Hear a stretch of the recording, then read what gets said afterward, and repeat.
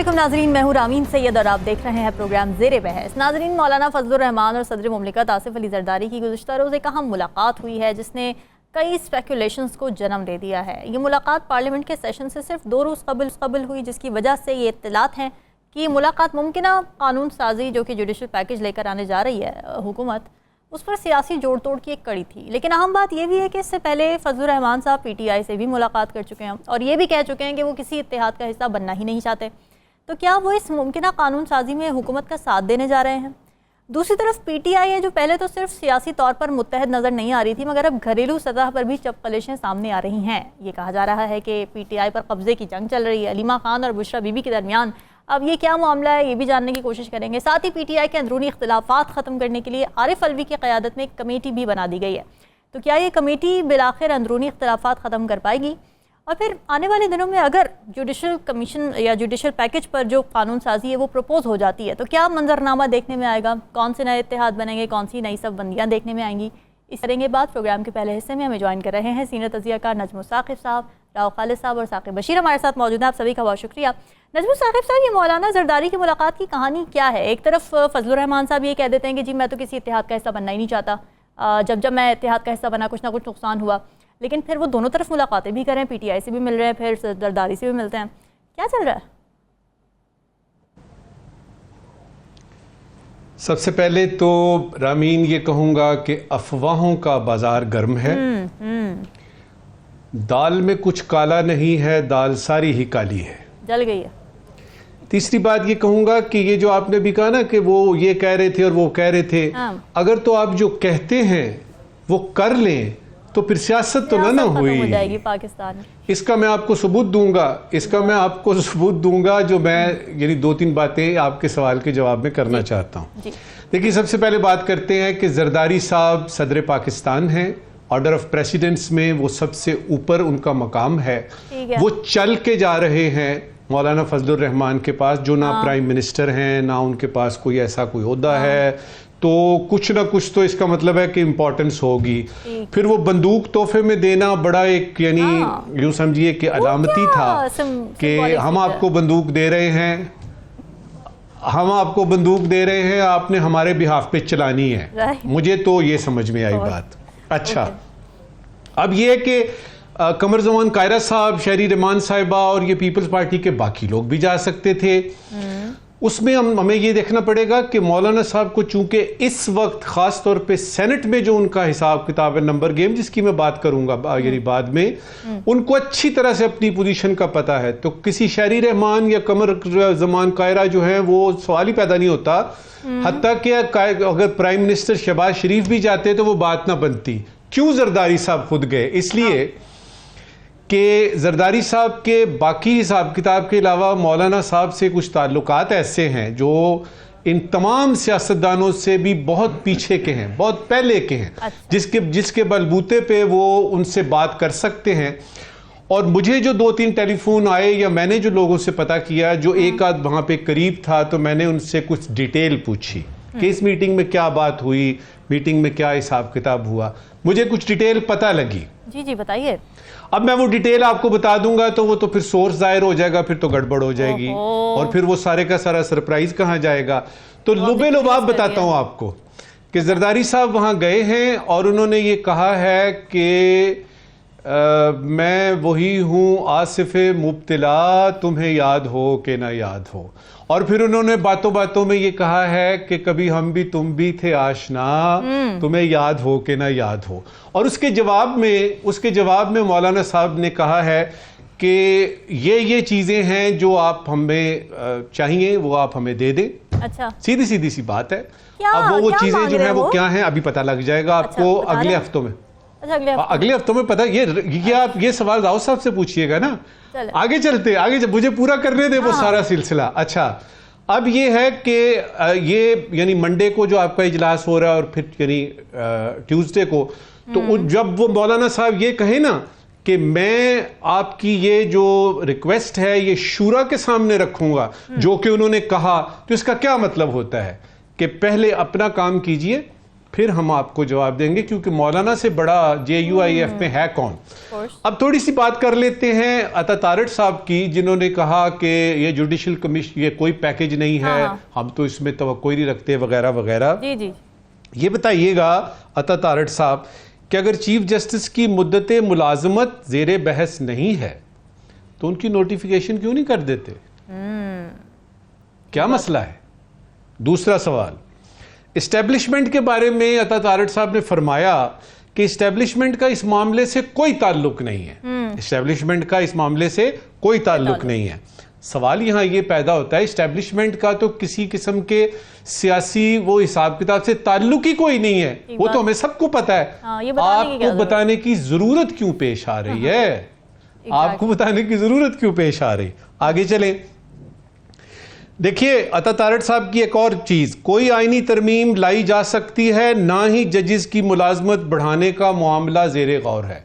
यानी जजेस की वो जो मुद्दत मुलाजमत है वो भी बढ़ाने का नहीं है, कोई आपका आईनी तरमीम या किसी किस्म का कोई जुडिशल पैकेज नहीं है। देखिए तारड़ साहब, आपने कुछ दिनों पहले हमें ये इंदिया दिया कि PTI जो है वो बैन हो रही है, और वो जो आपका वो जो गद्दारी का वो जो आर्टिकल 6 है वो लगा रहे हैं। हम आपकी बातों पे कैसे यकीन करें, क्योंकि उसके बाद से आप गायब हो गए, उन पॉइंट्स पे आप गायब हो गए हैं, लिहाजा हमें कोई इतना ज्यादा एतबार आप पे नहीं रहा। अब आते हैं आखिर में, क्रेडिबिलिटी नहीं है। सेनेट के बारे में बात करते हैं कि 2/3 अक्सरियत के लिए मौलाना साहब बहुत अहम है। जरा नंबर गेम देख लेते हैं, बताइए। 59 वोट जो हैं वो मौजूद हैं 96 के हाउस में, और 64 दरकार हैं। ये 64 दरकार जो है ना, इसमें मौलाना साहब के हाथ में वो तुरप का पत्ता है जिसकी कि मैंने शुरू में बात की। देखिए PTI जो है, लगता यही है बज़ाहिर कि वो मौलाना साहब को राम नहीं कर सकी। अब अगर जो मौलाना साहब ने 1-2 शराइत सामने रखी हैं वो अगर मान जाते हैं तो मौलाना साहब ये करेंगे, और आप एक बड़े सरप्राइज के लिए मंडे ट्यूसडे के लिए तैयार रहें। जमहूरियत को कोई खतरा नहीं है, मैं पहले से बता रहा हूं, कोई किसी किस्म का जमहूरियत को खतरा नहीं है। और जहां तक सियासी अखलाकियात का ताल्लुक है तो उसका तो अल्लाह ही हाफिज है। सही बात, उसका तो लेना देना कोई है ही नहीं पाकिस्तान की सियासत से। राव खालिद साहब, इस पर भी अगर आप कमेंट करना चाहें मौलाना साहब के ऊपर तो वो भी कीजिएगा, क्या सरप्राइज दे सकते हैं वो। लेकिन साथ ही ये कि PTI के अंदर क्या चल रहा है, ये कब्जे की जंग और अलीमा खान और बुशरा बीबी और ऑडियोज आती हैं और मैसेजेस के स्क्रीनशॉट्स आते हैं ये, और साथ ही फिर अंदरूनी इख्तलाफात के लिए कमेटी भी बन गई है। तो ये घरेलू जो अंदरूनी इख्तलाफात हैं ये भी ख़त्म हो पाएंगे उस कमेटी में? पहले तो मौलाना साहब की बात कर लेते हैं जी। उन्होंने कुछ 2 हफ्ते पहले ही कहा था PTI से, हालांकि मुज़ाकरात भी चल रहे थे, लेटली भी हुए, कि हम किसी से इत्तेहाद नहीं करेंगे, हमारा तजर्बा ठीक नहीं रहा। क्योंकि PDM 1 में जो उन्होंने सारा कुछ किया, जो कोशिशें की, जो धरने दिए, जो एहतजाज किए, उसके नताइज तो निकले, लेकिन वो सारे सियासी नताइज थे, और वो मियाँ साहब को उन्होंने फेवर किया, नून को फेवर किया, पीपल्स पार्टी को फेवर किया। मैं ये नहीं कहता कि कोई ये गैर मुनफरद पक्ष काम था मौलाना साहब के लिए, लेकिन उनको कुछ सियासी फ़ायदा जो वो तवक्को कर रहे थे वो नहीं हुआ, क्योंकि वो समझ रहे थे कि जब दोबारा हम आएंगे तो मैं सदारती उम्मीदवार हूँगा। अब मुझे पता नहीं उनको कोई कहा गया था या नहीं कहा गया था, लेकिन वो अपने तय सदारती उम्मीदवार वो बिल्कुल थे। जो जरदारी साहब की मुलाकात है बुनियादी तौर पे, वो अभी सरेदस्त मुझे ये लगता है कि वो उनको ज़रा न्यूट्रलाइज करने के लिए है। दूसरा उसका एस्पेक्ट ये हो सकता है पॉसिबली कि कुछ जो सियासी तब्दीलियाँ पॉसिबल हैं या हो सकती हैं, या कोई ऐसी चीज़ होती है, तो वो भी एक मौजूए बहस, मौजूए सुखन बल्कि हो सकता है उनकी गुफ्तगू में, और उसमें बिलावल की कैंडिडेसी एज प्राइम मिनिस्टर भी एक यानी पॉइंट ऑफ डिस्कशन हो सकता है। अच्छा। उस सिलसिला में। लेकिन फ़िलहाल तो मुझे यही लगता है कि वो बहुत समझदार शख्स हैं, उनको पता है हुकूमती मामला चल नहीं पा रहे, मईशत चल नहीं पा रही, संभल नहीं रही चीज़ें इनसे, और इस हुकूमत के सर पे गैर यकीनी की तलवार लटक रही है। अच्छा। ओवरऑल तो पॉलिटिकल इंस्टेबिलिटी की बात होती है, लेकिन हुकूमत के सर पे जो गैर यकीनी की तलवार लटक रही है, उसमें वो इतने समझदार हैं कि वो छलांग नहीं लगाएंगे कभी भी। वो बड़ा सोच समझ के फैसला करेंगे। और उन्होंने जो टाइम लिया है, नजमुल साकिब साहब ने बिल्कुल दुरुस्त कहा, वो जो कहते हैं टू टेस्ट द वाटर्स, कि जो उन्होंने मुतालबा दिए होंगे, जो बात की होगी, जो यकीन दहानियाँ वो चाहते होंगे, वो जब हो जाएंगी तो उसके बाद वो अपना फैसला करेंगे। अभी वो फौरी तौर पे उनका कोई किसी वक्ती फ़ायदे के लिए वो मैदान में नहीं उतरेंगे। अगर उनको कहा जाए 2 वजारतें ले लें, ये कर देंगे, और गवर्नर हम पीपल्स पार्टी वाले गवर्नर केपी का वापस कर लेंगे, आपका गवर्नर वहाँ लग जाएगा, या सेनेट में आपको केपी की नशिस्तों के लिए सपोर्ट कर देंगे, वो तो पीटीआई भी उनको ऑफर कर चुकी है। क्या हो सकता है मुमकिन तौर पर खालिद साहब, बार्गेनिंग चिप क्या हो सकती है in favour of Fazlur Rahman साहब? बार्गेनिंग बुनियादी तौर पे तो बड़ी तफसील से नजमुल साकिब साहब ने कहा, मैंने भी थोड़ा सा अर्ज किया। वो यकीन ये चाहते हैं कि ये जो हुकूमत ये है, या कोई सेटअप अगर कोई विद इन चेंज आती है तो उसकी गारंटी क्या है कि वो कब तक कायम रहेगा, और उसमें मौलाना साहब का जो रोल मुतय्यन किया जा रहा है, क्या वो उसी तरह से ही होगा, या उसमें भी वक्तन फवक्तन तब्दीलियाँ होती रहेंगी। लेकिन एक उसमें बड़ी इनकरेजिंग बात थी, मेरी अपनी इतला थी, शहबाज शरीफ साहब ने जब 1-2 मीटिंग्स उनसे की तो उन्होंने उनको कन्वे किया कि आपके कुछ यानी कह ले कि कुछ ख्यालात की वजह से, जिसमें मौलाना साहब ये समझते थे कि क्योंकि उन्होंने PDM 1 चलाई है, हुकूमत चेंज की है, तो उनके बगैर मामला चल नहीं सकते हुकूमत के।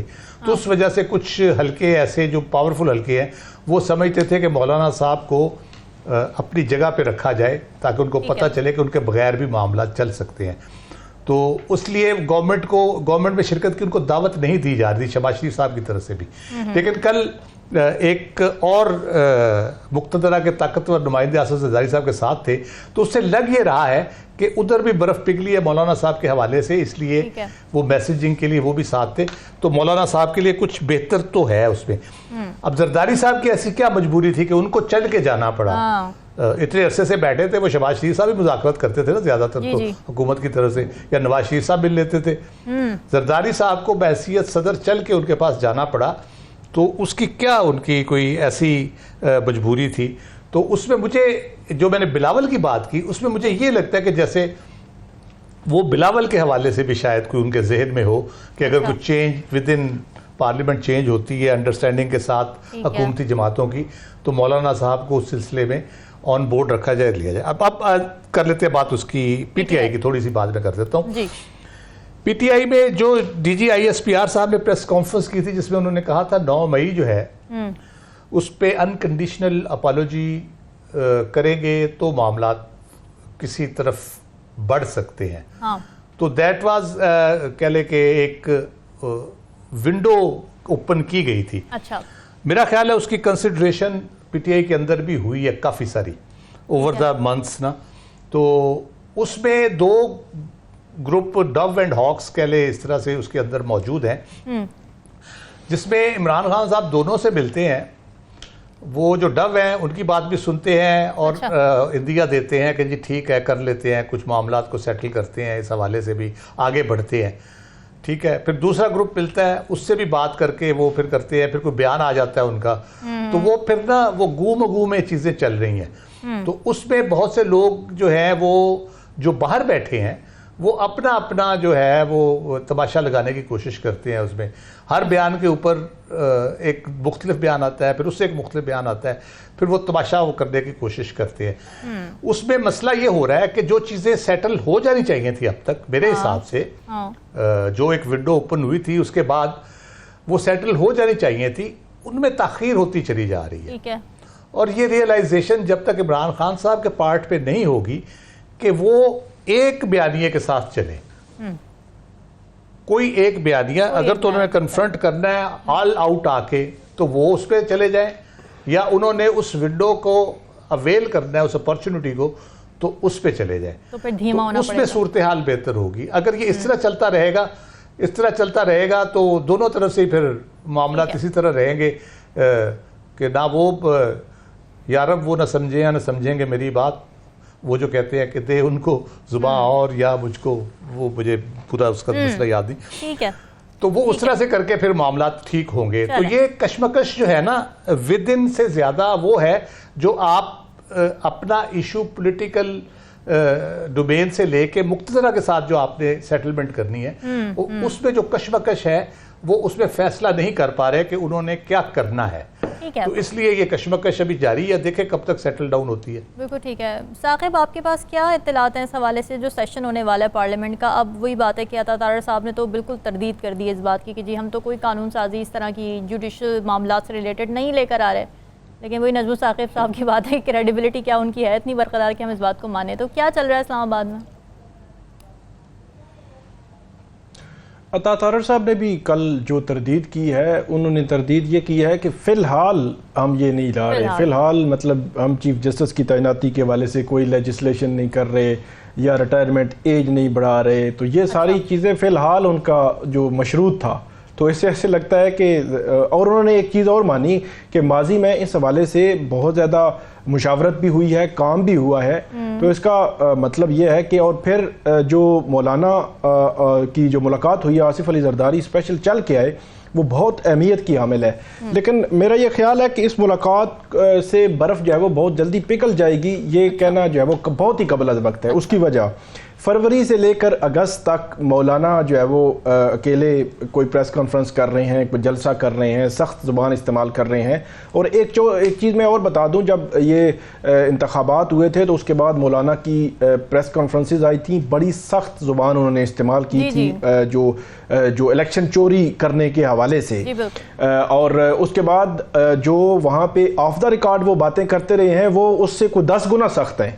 तो इसलिए ये कहना कि ये बर्फ़ जो है वो पिघल जाएगी, और मौलाना जो है वो ख़ास तौर पर जो मुस्लिम लीग नून है, पीपल्स पार्टी है, उनसे तो बहुत ही नाला है कि जब 2022 में ये आ रही थी, पीटीएम बनी थी और मौलाना फ्रंट फुट पे थे और सारी चीज़ें चल रही थी और आगे बड़ी चीज़ें आगे बढ़ रही थी, और ऐसे लग रहा था कि अभी जो सेटअप आएगा उसमें मौलाना सदर और इसका ना कोई पूरा उनको हिस्सा जो मिलेगा। लेकिन 8 फरवरी इलेक्शंस के बाद मौलाना कहीं नहीं थे, मतलब हुकूमत साजी में। तो दोनों जो है वो बड़े आपस में बैठे, उन्होंने तय की चीज़ें, तकसीम की, कमेटियां बनी, हर चीज़ तय होगी, मौलाना कहीं नज़र नहीं आए। तो ये जो रंज है, ये दुख है, ये मौलाना को बहुत ज़्यादा है, और ख़ास तौर पर वो उसको मोर्दे इल्ज़ाम भी इन दो पॉलिटिकल पार्टीज़ को वो ऑफ द रिकॉर्ड कहीं ना कहीं वो ठहराते हैं। तो इसलिए ये कहना कि ये बर्फ़ बहुत जल्दी पिघल जाएगी, उसकी एक वजह है। मौलाना ये कहते हैं कि इलेक्शन में चोरी हुई, इलेक्शन चोरी हुआ और धांधली हुई, और इसको मानते नहीं है इस पार्लियामेंट को, और इस तरह की बातें वो प्रेस अपने जलसों में कर चुके हैं।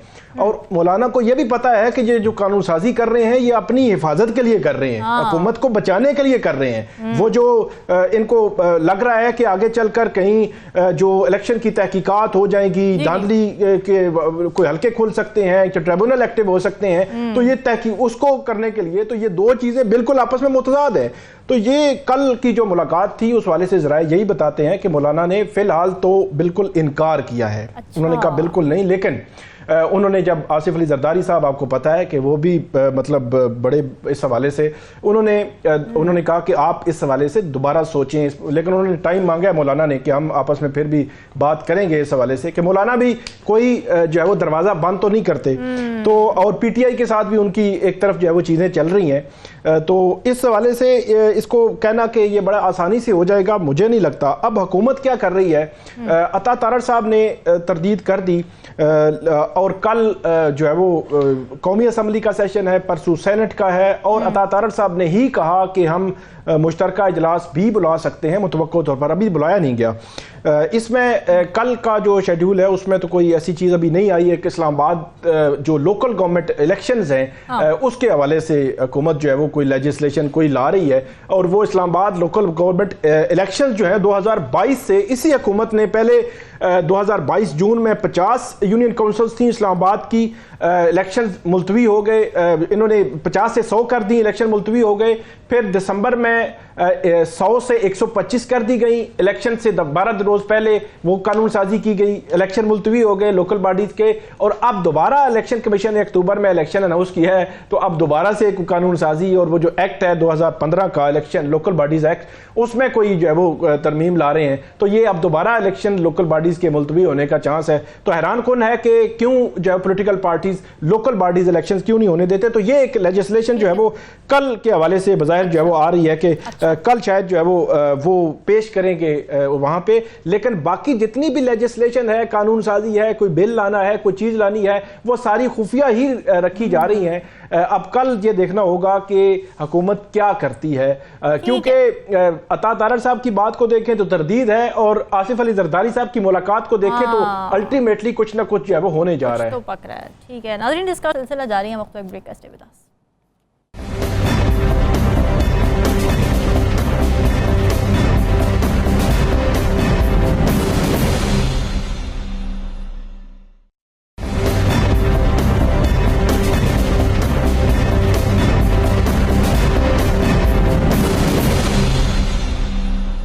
वेलकम बैक नाज़रीन। यूटिलिटी स्टोर्स कॉरपोरेशन जो 1971 में कायम किया गया था, इस मकसद के साथ कि आवाम को सस्ती अशिया ज़रूरियाँ मुहैया की जाएंगी।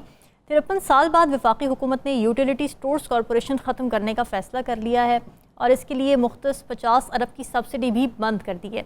अब हुकूमत इसके पीछे मकसद ये बताती है कि इस हवाले से शिकायत थी कि आवाम तक सब्सिडी के फ़वाइद पूरी तरह नहीं पहुँच रहे। कुछ मुलाजमीन इसमें मुलव्वस हैं और कुछ अफसरान के नाम भी इसमें थे जो सब्सिडी ले रहे थे, इसलिए इसमें इस्लाहात लाई जा रही हैं।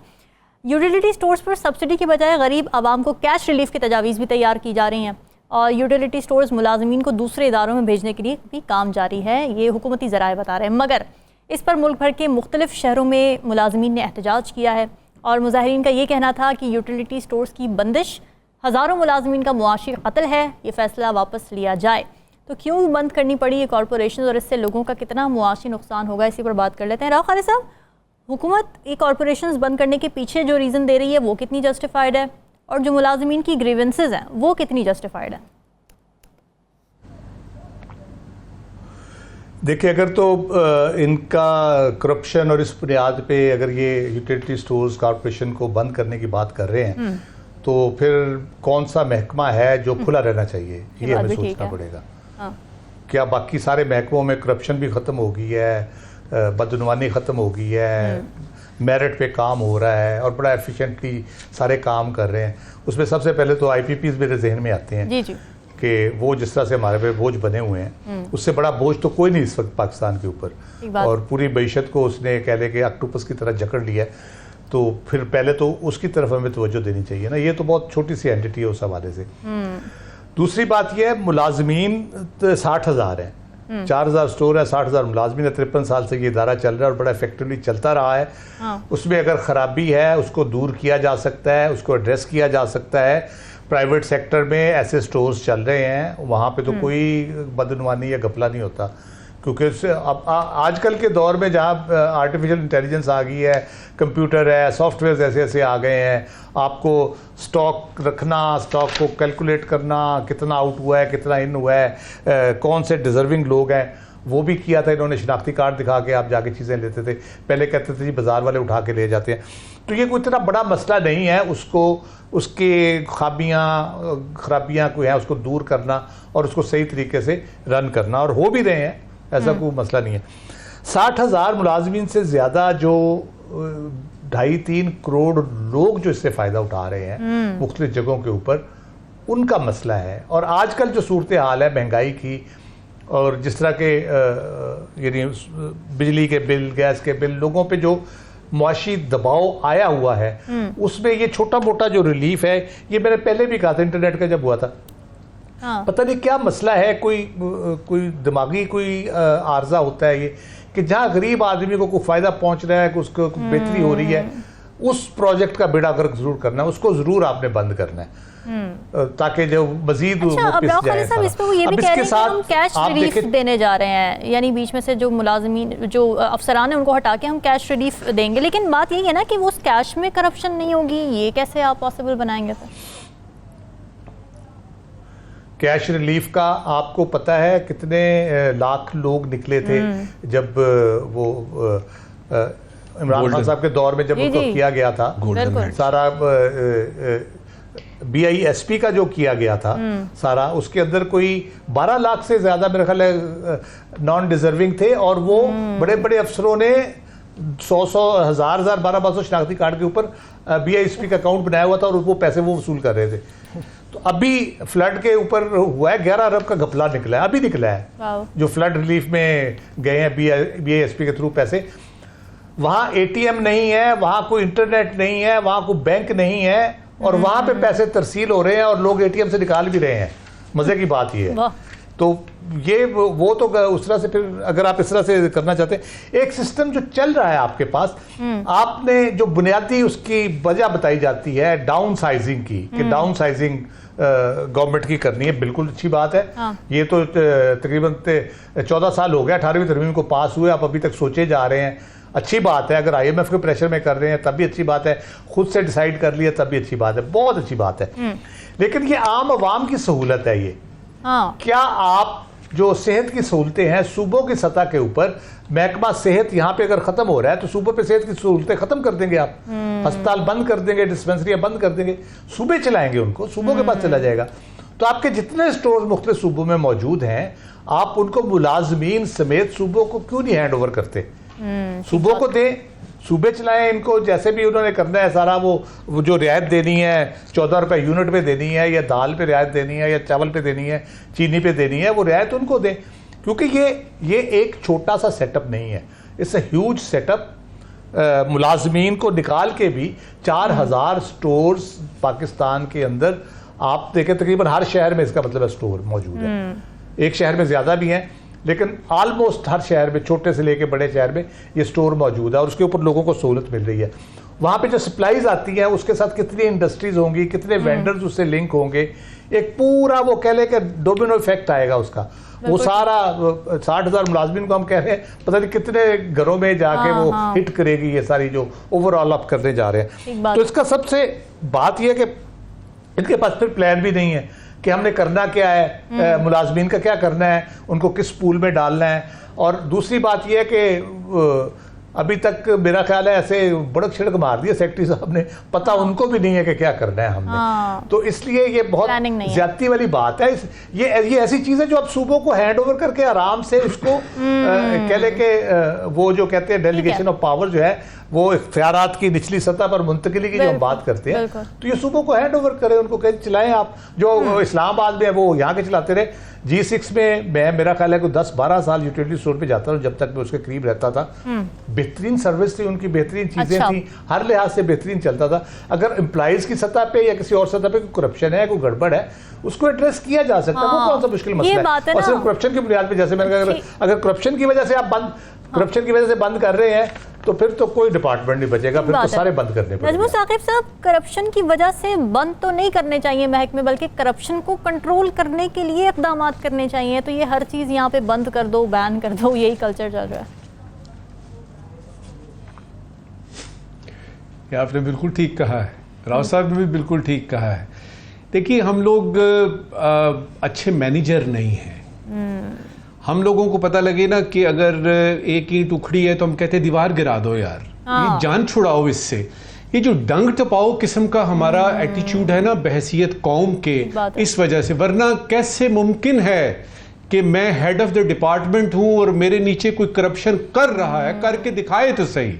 और अगर आप हेड ऑफ द डिपार्टमेंट हैं और आपको पता है, और को पता ही नहीं है कि करप्शन हो रही है, तो आप तो उस कुर्सी पे बैठने के अहल ही नहीं है। सबसे पहली बात तो ये है। लिहाजा ये सारा जो है ये फसाड, देखिए जब आंधी चलती है ना रामीन, तो सबसे पहले झोंपड़ियां उखड़ती हैं। ये पक्के मकान, कंक्रीट के मकान बने, ये तो मजबूत रहते हैं, इधर तो सैलाब भी आ जाए तो इनको कोई फर्क नहीं पड़ता। आज एक वफाकी वजीर साहब ने फरमाया है कि नॉन स्ट्रेटेजिक जो है ना एंटिटीज, SOE जो स्टेट ओन्ड एंटरप्राइजेज हैं, उनको पहले खत्म किया जाएगा। अभी तक तो यही समझ नहीं आ रही कि किस बेसिस पे आप फैसला करेंगे कि स्ट्रेटेजिक है। और मैं आपको एक बात बताऊं, अगर आप वो लिस्ट देखें ना, लंबी सी लिस्ट जो कि SOEs की है, कि जिसमें स्टेट ओन्ड यानी एंटरप्राइज, PIA और पता नहीं steel mill, Desco, PESCO, OISCO, ये सारा कुछ उसमें मौजूद है, PTCL वगैरह। अगर उसमें चंद इंपॉर्टेंट तरीन है तो उनमें से एक यूटिलिटी स्टोर है। और वो क्यों इंपॉर्टेंट है? मसला ये है कि जिन लोगों ने ये फैसला करना है या जो फैसला कर रहे हैं, उन्होंने कभी जिंदगी में, पूरी अपनी जिंदगी में यूटिलिटी स्टोर देखा ही नहीं है। अच्छा। उनको ये पता ही नहीं है कि बाजार में जो चीज मिलती है ना 4000 की, 4000 रुपए की, वो यूटिलिटी स्टोर में 3500 की मिलती है। उनको ये एहसास ही नहीं है कि ये 500 रुपए जो है वो कितनी बड़ी रकम बनती है एक गरीब खानदान के लिए। उनको ये एहसास ही नहीं है कि बजाय इसके कि इनको और फैसिलिटेट करें, कीमतें और कम लेके आए, बंद करें जी। इसलिए कि यहाँ पे जो कतारें होती हैं ना, 8 बजे सुबह रामीन खवातीन जमा होनी शुरू करती हैं, बिल्कुल, और एक खातून की बारी आती है 3 साढ़े 3 बजे दोपहर को, और उसने करना क्या है, उसने 200 रुपए बचाने हैं, उसने 300 रुपए बचाने हैं, और उसके लिए वो वहां पे खड़ी है। आपने अगर शुरू करना है तो उस जगह से करें जहां गाड़ियों की कतारें लगी हुई हैं। ये अमीर लोग जिन कतारों में खड़े हुए हैं उस जगह से शुरू करें ना। तो यूटिलिटी स्टोर में देखिए ये, और अच्छा एक और बात मुझे याद आई, वो कहते हैं जी इसका मुतबादिल इंतजाम करेंगे। जो सिविलाइज्ड मुल्क हैं जहां पे मैनेजर्स अच्छे होते हैं, वहां पहले मुतबादिल इंतजाम किया जाता है। यस, किया जाता है, फिर कहा जाता है कि अब ये देख लीजिए। बहरहाल बात वही है, कार्रवाई दिखानी है, और उसमें ये बेचारे गरीबों का फायदा हो रहा है। इसी से शुरू करते हैं और बताएंगे जी, देखिए एक पावर पॉइंट प्रेजेंटेशन होगी, देखिए जी हमने हुकूमत को इतने नुकसान से बचा लिया। वो ये नहीं बताएंगे कि कितने करोड़ों अरबों रुपयों का नुकसान हुआ है उन गुरबा का जो कि मिलियंस में है, और उनको जो थोड़ा बहुत मिलता है 400-500 रुपए का, उसका तो उस पावर पॉइंट प्रेजेंटेशन में जिक्र ही नहीं होता। बिल्कुल ठीक है। साकिब, आप क्या देख रहे हैं, इसका क्या इम्पैक्ट होगा और क्या ऑल्टरनेट्स क्रिएट कर रही है फिर हुकूमत, और वो ऑल्टरनेट्स कितने काबिल अमल हैं?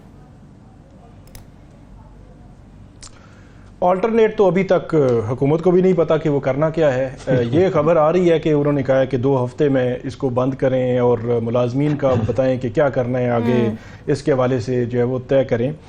तो बड़ी हैरानगी होती है। जो बजट है उसमें 50 अरब रुपया ये सब्सिडी की मद में रखा गया, 10 अरब जो है वो रमज़ान रिलीफ पैकेज के नाम पे थ्रू ये यूटिलिटी स्टोर्स ही ये आगे जाता है।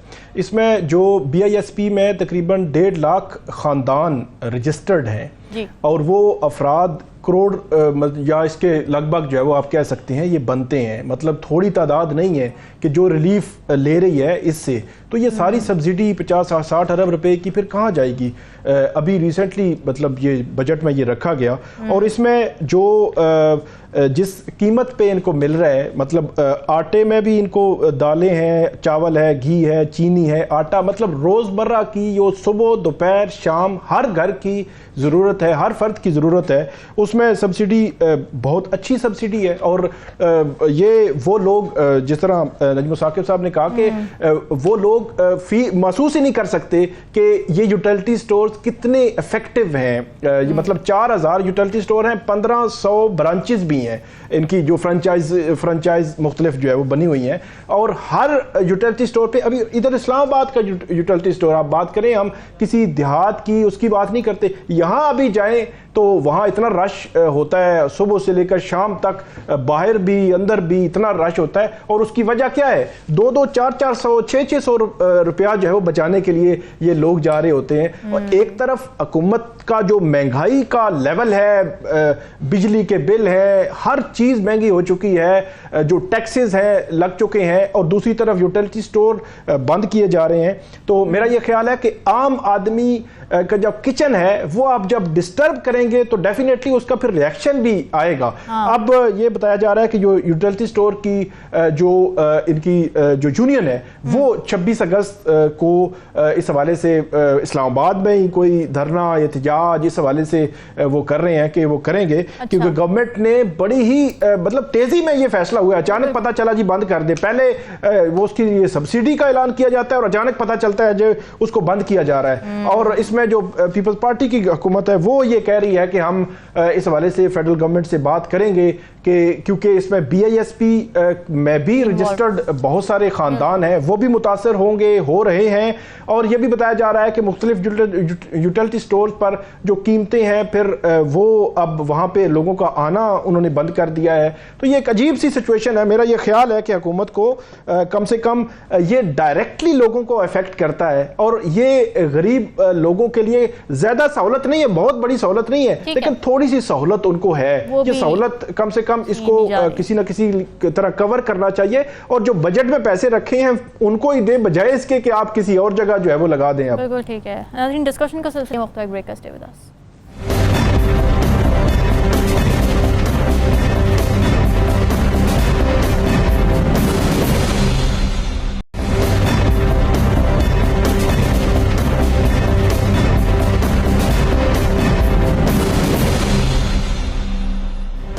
जी, Pakistan cricket team cricket fans को मायूस करने का कोई मौका हाथ से जाने नहीं देती, बल्कि दूसरी और स्टेचर में छोटी टीम्स को भरपूर मौका देती है कि सारे रिकॉर्ड्स हमारे खिलाफ मैच में ही बना लो। पाकिस्तान बांग्लादेश के दरमियान पहला टेस्ट मैच होता है, पाकिस्तान को बदतरीन शिकस्त हो जाती है। बांग्लादेश ने तारीखी फतह हासिल की। 30 रन का टारगेट था बांग्लादेश के पास, आराम से सुकून से हंसते खेलते उन्होंने पूरा किया। हैरत की बात यह है कि हम अपने ही होम ग्राउंड की पिच रीड नहीं कर सके। स्पिन विकेट पर 4 फास्ट बॉलर्स खिला रहे थे और बांग्लादेश ने स्पिनर्स खिलाए, जिसका नतीजा ये हुआ कि पाकिस्तान के 7 बैटर्स डबल फिगर में ही दाखिल ना हो सके। नजमुल साकिब साहब, हम भी रिकॉर्ड्स कायम कर रहे हैं कुछ छोटी टीमों से हारने के। जिम्बाब्वे से हारते हैं हम 2022 के T20 वर्ल्ड कप में, अमेरिका से हारते हैं 2024 के T20 वर्ल्ड कप में, अफगानिस्तान से हम हारते हैं 2023 के वर्ल्ड कप में और आयरलैंड से हम हारते हैं T20 सीरीज़।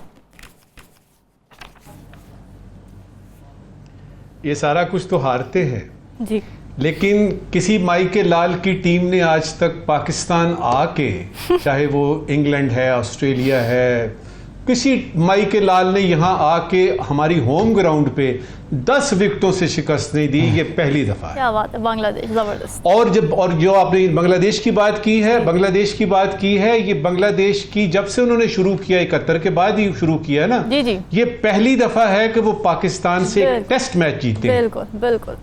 हैरान हूं, दिल को रोऊं कि पीटूं जिगर को मैं। अच्छा, 3 क्रिकेटर हैं जो बड़े खुश हैं इस हार से। कौन? अब आप पूछेंगी वो कौन से हैं। इमामुल हक बहुत खुश है, उसको नहीं रखा ना आपने। अहमद शहजाद बहुत खुश है और उमर अकमल बहुत खुश है। अच्छा, और ये तीनों क्रिकेटर जो हैं इस वक्त हो सकता है को पार्टी वार्टी दे रहे हो। देखिए, अब्दुल्ला शफीक, सऊद शकील और नसीम शाह की विकेट एक ऐसे 37 साला ऑलराउंडर ने ली है जिसके खिलाफ इस वक्त एक कत्ल का मुकदमा दर्ज हो चुका है।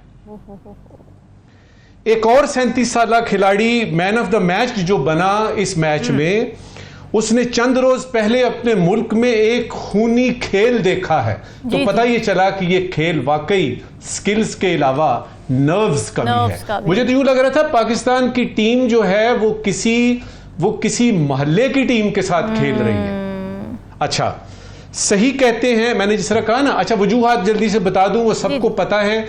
मेरे नजदीक ये 4 वजूहात हुई हैं। पहली बात, धड़ेबंदी है आपकी टीमों में और वो साफ नजर आ रहा था। अच्छा। आपकी टीम में धड़ेबंदियां हैं, साफ नजर आ रहा था। खराब प्लानिंग थी, खराब सिलेक्शन थी।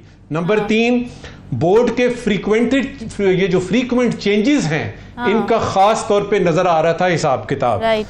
और जो फौरी वजह थी वो ये थी कि ओवर कॉन्फिडेंट थे। ये तो बांग्लादेश है। और फिर वो जो पिच बनाई थी आपने जी, बड़ी फास्ट पिच है, वो पता लगा जी बड़ी टर्निंग विकेट है, आपके पास कोई स्पिनर ही नहीं था।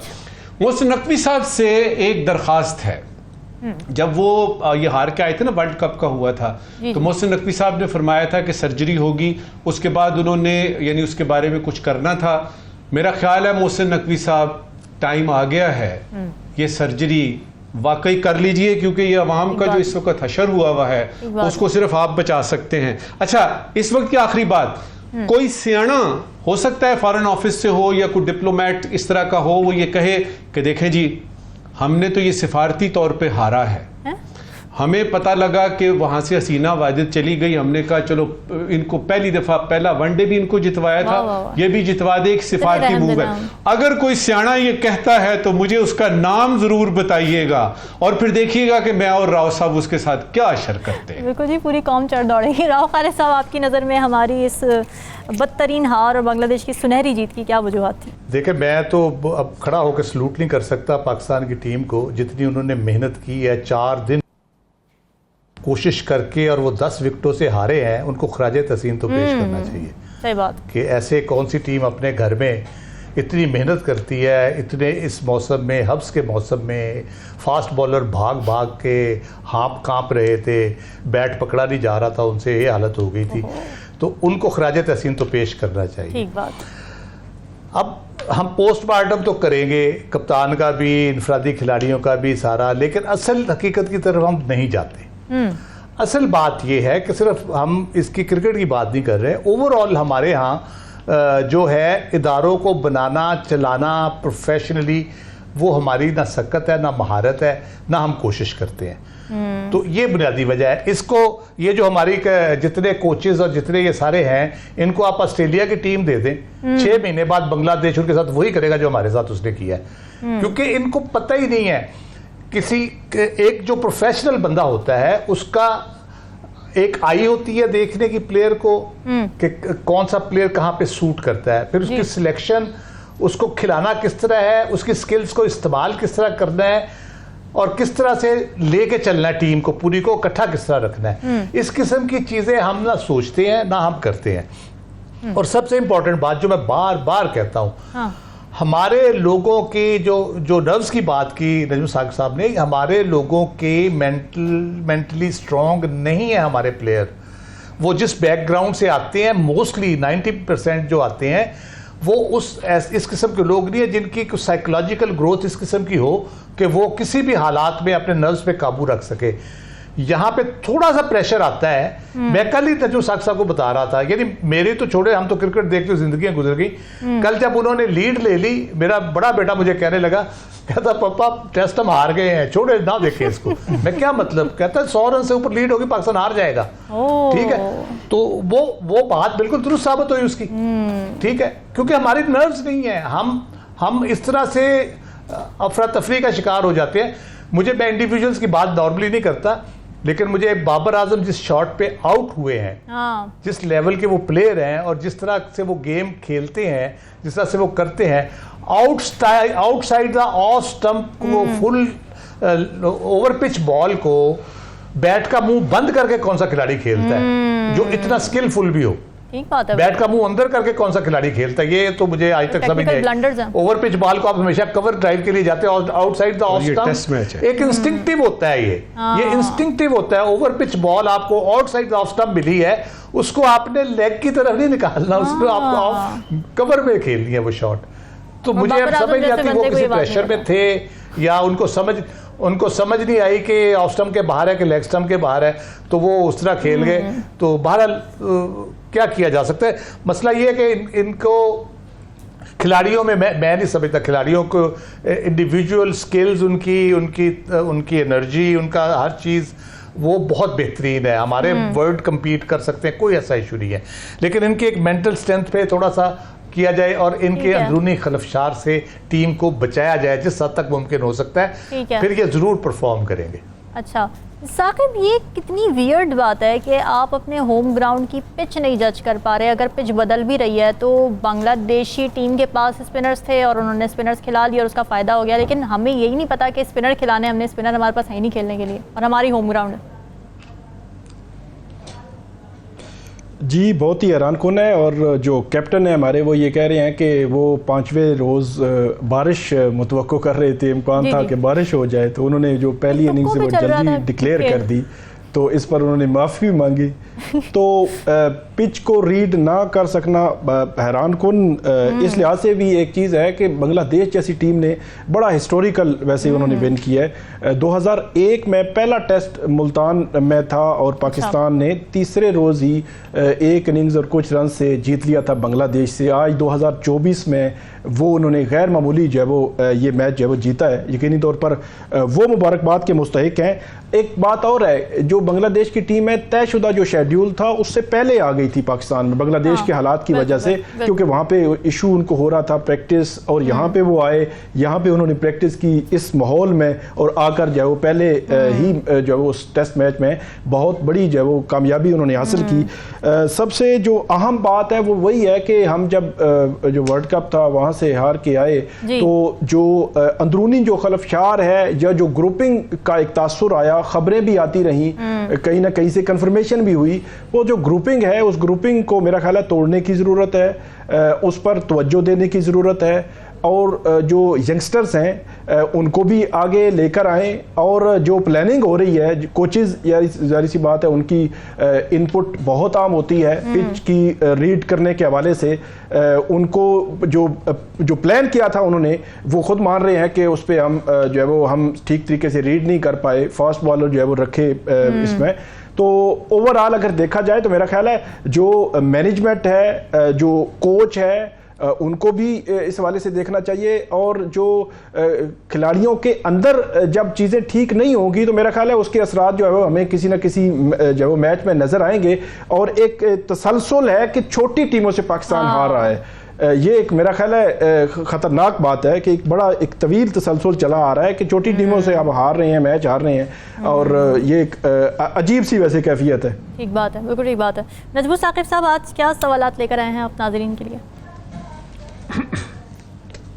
शुक्रिया रामीन। एक ज़रूरी सवाल है और एक गैर ज़रूरी सवाल है। पहले ज़रूरी सवाल जी।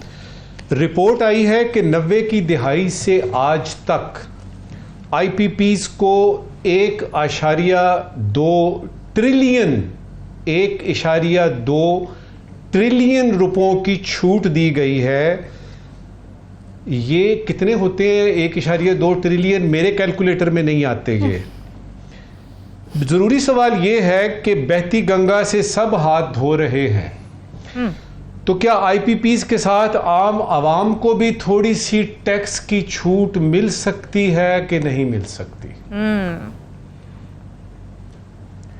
गैर जरूरी सवाल आज का, टेस्ट क्रिकेट की तारीखी शिकस्त, बांग्लादेश के हाथों बाबर आजम पहली इनिंग्स में 0 पर आउट हुए, दूसरी इनिंग्स में 0 पर आउट होते होते बचे। गैर जरूरी सवाल यह है कि बाबर आजम को जेवलिन थ्रो की तरबियत के लिए हुकूमत मियां चन्नू कब पहुंचा रही है? Very interesting. नाज़रीन, सवाल आपके लिए, फीडबैक जरूर दीजिएगा। हमें दीजिए इजाजत। अल्लाह हाफ़िज़।